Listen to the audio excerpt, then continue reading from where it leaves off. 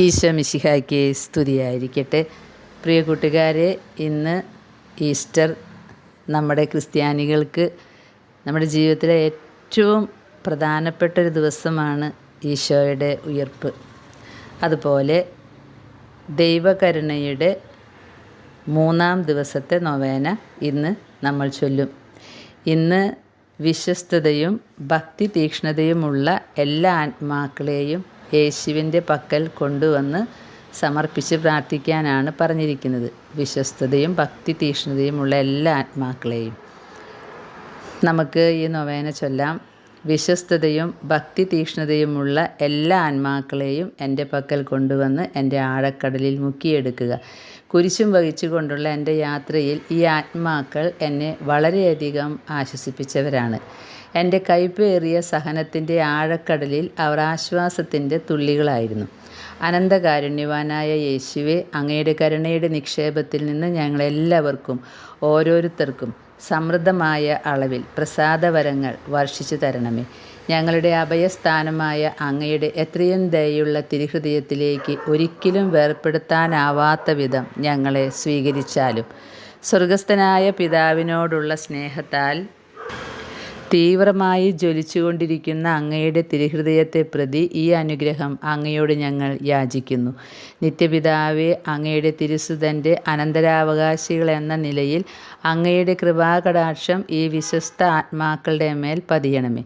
യേശുവിൻ്റെ അതിദാരുണമായ പീഡകളെ ഓർത്ത് അങ്ങയുടെ വിലയേറിയ അനുഗ്രഹങ്ങൾ അവരിൽ വർഷിക്കുകയും ഒരിക്കലും അവസാനിക്കാത്തതായ അങ്ങയുടെ സംരക്ഷണത്താൽ അവരെ ആവരണം ചെയ്യുകയും ചെയ്യണമേ. അങ്ങനെ അവർ അങ്ങയെ സ്നേഹിക്കുന്നതിൽ പരാജിതരാകാതെ അവർക്ക് കിട്ടിയിരിക്കുന്ന വിശ്വാസം എന്ന നിധി നഷ്ടപ്പെടുത്താതെ സകല വിശുദ്ധന്മാരോടും സകല മാലാഖമാരോടും ചേർന്ന് എന്നും അവിടുത്തെ അനന്തകാരുണ്യത്തെ ഇപ്പോഴും എപ്പോഴും എന്നേക്കും വാഴ്ത്തി സ്തുതിക്കട്ടെ. ആമീൻ. സ്വർഗസ്ഥനായ ഞങ്ങളുടെ പിതാവേ, അങ്ങയുടെ നാമം പൂജിതമാകണമേ. അങ്ങയുടെ രാജ്യം വരണമേ. അങ്ങയുടെ തിരുമനസ്സ് സ്വർഗത്തിലെ പോലെ ഭൂമിയിലുമാകണമേ. അന്നന്ന് വേണ്ട ആഹാരം ഇന്ന് ഞങ്ങൾക്ക് നൽകണമേ. ഞങ്ങളോട് തെറ്റ് ചെയ്യുന്നവരോട് ഞങ്ങൾ ക്ഷമിച്ചതുപോലെ ഞങ്ങളുടെ തെറ്റുകൾ ഞങ്ങളോടും ക്ഷമിക്കണമേ. ഞങ്ങൾ പ്രലോഭനത്തിൽ വീഴാനിടയാകരുത്. ദുഷ്ടാരൂപിയിൽ ഞങ്ങൾ രക്ഷിച്ചു കൊള്ളണമേ. ആമീൻ. നന്മ നിറഞ്ഞ മറിയമേ, സ്വസ്തി, കർത്താവ് അങ്ങയോടുകൂടെ സ്ത്രീകളിൽ അങ്ങ് അനുഗ്രഹിക്കപ്പെട്ടവളാകുന്നു. അങ്ങയുടെ ഉദരത്തിൻ ഫലമായ ഈശോ അനുഗ്രഹിക്കപ്പെട്ടവനാകുന്നു. പരിശുദ്ധ മറിയമേ, തമ്പുരാൻ്റെ അമ്മേ, പാപികളായ ഞങ്ങൾക്ക് വേണ്ടി എപ്പോഴും ഞങ്ങളുടെ മരണസമയത്തും തമ്പുരാനോട് അപേക്ഷിച്ചു കൊള്ളണമേ. ആമീൻ. പിതാവിനും പുത്രനും പരിശുദ്ധാത്മാവിനും സ്തുതി, ആദിയിലെ പോലെ ഇപ്പോഴും എപ്പോഴും എന്നേക്കും. ആമീൻ. ഈ നൊവേന കഴിഞ്ഞാൽ ദൈവകാരുണ്യത്തിൻ്റെ ലുത്തിനിയ ചൊല്ലണം.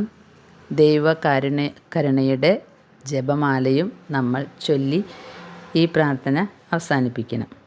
പ്രിയ കൂട്ടുകാരെ, അലസരായിരിക്കാതെ വളരെയധികം ഉണർവുള്ളവരായിരിക്കണമെന്നാണ് വിശുദ്ധ ഫൗസ്റ്റീനയിലൂടെ ഈശോ ഒരു ദർശനത്തിൽ കാണിച്ചു കൊടുത്തത്.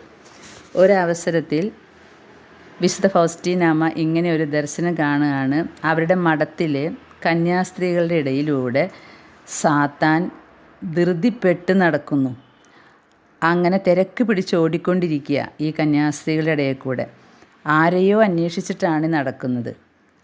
അപ്പോൾ വിശുദ്ധ ഫൗസ്റ്റീനമ്മ ഇങ്ങനെ പറയാനായിട്ട് ദൈവം തോന്നിപ്പിച്ചു. നീ ആരെയാണ് അന്വേഷിക്കുന്നത്? ദൈവനാമത്തിൽ ഏറ്റുപറയുക എന്ന് പറഞ്ഞു. ഉടനെ ഒരു ഇഷ്ടമില്ലാത്ത മനസ്സോടെ സാത്താൻ വെളിപ്പെടുത്തി, ഞാൻ അലസരായ ആത്മാക്കളെ അന്വേഷിക്കുകയാണ്. അലസരായിട്ടുള്ള ആത്മാക്കളെ. അപ്പോൾ ഫൗസ്റ്റീനമ്മ ചോദിച്ചു, ഞങ്ങൾ ഈ സന്യാസ ജീവിതം നയിക്കുന്ന ഏത് തരം ആത്മാക്കളിലേക്കാണ് നീ ഏറ്റവും പെട്ടെന്ന് പ്രവേശിക്കുന്നത്? നിനക്ക് പ്രവേശിക്കാൻ പറ്റുക ആരിൽ കൂടെയാണ് എന്ന് ചോദിച്ചപ്പോൾ വീണ്ടും ഇഷ്ടമില്ലാതെ, ദൈവനാമത്തിലാണ് ചോദിച്ചത്, അതുകൊണ്ട് ഇഷ്ടമില്ലാതെ സാത്താൻ മറുപടി പറഞ്ഞു, മടിയരും അലസരുമായ ആത്മാക്കളിലേക്കാണ് ഞാൻ പെട്ടെന്ന് കയറുക. പ്രിയ സഹോദരങ്ങളെ, നമുക്ക് ഒരു വിചാരമുണ്ടാകും, നമ്മൾ പാപമൊന്നും ചെയ്യുന്നില്ലല്ലോ, വലിയ പാപമൊന്നും ചെയ്യുന്നില്ല, പിന്നെ ഇപ്പോൾ ഇത്രയധികം പ്രാർത്ഥിച്ചില്ലെങ്കിലും കുഴപ്പമൊന്നുമില്ല, നന്നായി ജീവിച്ചാൽ പോരെ എന്നൊക്കെ നമുക്ക് ചിലപ്പോൾ തോന്നും. പക്ഷേ ചെറിയ ഒരു അലസത, ചെറിയ ഒരു മടി, ഒരു ഉണർവില്ലാതെ നമ്മൾ ഇരിക്കുമ്പോൾ അലസൻ്റെ ഹൃദയത്തിലേക്കാണ് പിശാച് പെട്ടെന്ന് കയറുക എന്നാണ് പറയുന്നത്. എങ്ങനെയെങ്കിലും ഹൃദയത്തിൽ കയറി പറ്റിയാൽ പിന്നെ അവൻ പ്രവർത്തിച്ചോളും. അവന് കടക്കാനുള്ള ഒരു നല്ല പഴുതാണ് അലസത. ചൊല്ലിക്കൊണ്ടിരിക്കുന്ന പ്രാർത്ഥനകൾക്ക് കുറച്ച് കുറവ് വന്നാലും കുഴപ്പമില്ല, ഇന്നൊന്ന് റെസ്റ്റ് ചെയ്യാം, പോട്ടെ, ഇന്നൊന്ന് ഒത്തിരി നേരം കിടക്കാം, അപ്പോൾ പ്രാർത്ഥനയൊന്ന് മാറ്റിവെക്കാം. അങ്ങനെ അലസത മൂലം രോഗപീഠകളോ മറ്റത്യാവശ്യ കാര്യങ്ങളെ കൊണ്ടോ നമ്മളിപ്പോൾ മാറ്റിവെക്കുന്നതല്ല ഇവിടെ പറയുന്നത്. അങ്ങനെ അലസമായിട്ട് ഇരിക്കുന്ന ആത്മാക്കളിലേക്ക് സാത്താൻ ഓടിക്കയറും. അതിന് അവൻ അന്വേഷിച്ചുകൊണ്ട് നടക്കുക, കന്യാസ്ത്രീകളുടെ ഇടയിൽ ആരാണ് അലസനായിട്ടിരിക്കണേ. പ്രിയ സഹോദരങ്ങളെ, നമുക്ക് ഉണർവുള്ളവരായിരിക്കാം.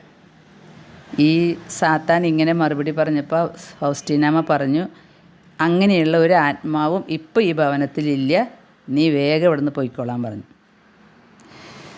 അതുപോലെ തന്നെ ഒരു ദിവസം സഹിക്കാൻ പറ്റാത്ത ചൂട് മൂലം ഫൗസ്റ്റീനാമ്മയും മഠത്തിലുള്ളവർ കഷ്ടപ്പെടുകയാണ്, ദാഹിച്ചു വലയാണ്. എന്നാൽ അവർക്ക് മഴ കിട്ടിയില്ല, വെള്ളവും കുറവ്, ചെടികളൊക്കെ വറ്റി വരണ്ടു. അപ്പോൾ ഫൗസ്റ്റീനാമ്മയ്ക്ക് ഭയങ്കര സങ്കടമായി. അപ്പോൾ ഫൗസ്റ്റീനാമ്മ പറഞ്ഞു, മഴ അയക്കുന്നത് വരെ ഞങ്ങൾ കരുണയുടെ ജപമാല ചൊല്ലും. അങ്ങനെ അവർ കരുണയുടെ ജപമാല ചൊല്ലാൻ തുടങ്ങി. അത്താഴത്തിന് മുമ്പ് ആകാശം മേഘാവൃതമായി ശക്തമായ മഴ ഭൂമിയിൽ പതിച്ചു. 3 മണിക്കൂറാണ് അവർ ഇടതടവില്ലാതെ കരുണ ജപമാല ചൊല്ലിയതെന്ന്. അപ്പോൾ ഈശോ ഈയൊരു സന്ദർഭം അനുവദിച്ചത് ഒരു വലിയ സന്ദേശം കൊടുക്കാനായിരുന്നു. ഈശോ പറഞ്ഞു, എൻ്റെ മകളെ, കരുണയുടെ ജപമാല വഴി നീ എന്തൊക്കെ ചോദിക്കുന്നുവോ അതെല്ലാം നിനക്ക് നേടിയെടുക്കാൻ പറ്റും. അത്രയ്ക്കും പ്രധാനപ്പെട്ടതാണ് കരുണയുടെ ജപമാല. വാശി പിടിച്ച് നമ്മൾ യാചനയോടെ എളിമയോടെ ഈ കരുണയുടെ ജപമാല ചൊല്ലിയാൽ എന്തും തരുമെന്നാണ് കർത്താവ് പറഞ്ഞിരിക്കുന്നത്.